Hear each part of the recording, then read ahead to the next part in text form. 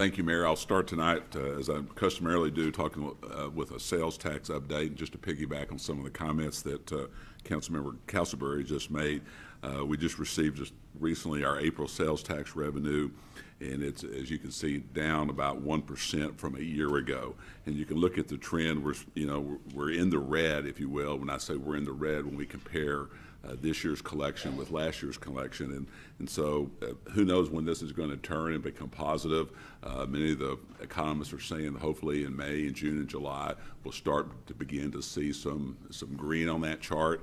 But as you can tell here, 11 out of the last 12 months have been in the red. As I said earlier, the sales tax receipts are below last year's. So this puts us about 4.1% below last year's level as we go into the FY and the preparation or the presentation of the FY18 budget. Next, I want to just move forward, just give a quick update on some of the Norman Forward projects. First, I want to talk a little bit about tennis with respect to our indoor court that's being proposed at Westwood. Of course, with the indoor court facility, we'll have, as a part of that process, we'll be reconstructing 2 courts, and then they'll be enclosed. And of course, this image on the right is just an example of what it might look like, but that process is going forward. We've received proposals for architectural services, and we'll be scheduling interviews with a couple of firms next week. With respect to some of the outdoor courts, we've done the final walkthroughs with the contractor. As you can see, made good progress there, and look forward to having all these in service this summer. Next, talk a little bit about our East Branch Library. Of course, the groundbreaking is tomorrow at 9 a.m., and I think it's kind of ironic, and it's great that this is coming during National Library Week. The 2017 theme for National Library Week is Libraries Transform, and I think that's just really fitting, and we look forward to noting this and celebrating this tomorrow. Of course, we get to celebrate the ribbon cutting once we open the facility, but this is our first next step. With respect to Griffin and Reeves Park sports complexes, the 2 citizen ad hoc groups have been formed for each one of those. The Griffin group will be having its second meeting again on April the 27th at 3 p.m., so they're making good progress. And then the Reeves Citizens Ad Hoc Group is currently in the process of scheduling their meeting. Public art, the submissions for the public art at the East Branch Library will be presented to the selection committee for final selection on April the 28th, and then following that recommendation, that'll be coming on to the City Council for final consideration as well. Next, I want to turn to the Westwood Family Aquatic Center. We did announce today that it looks as though the timeline for the implementation or for the construction of the aquatic center is behind.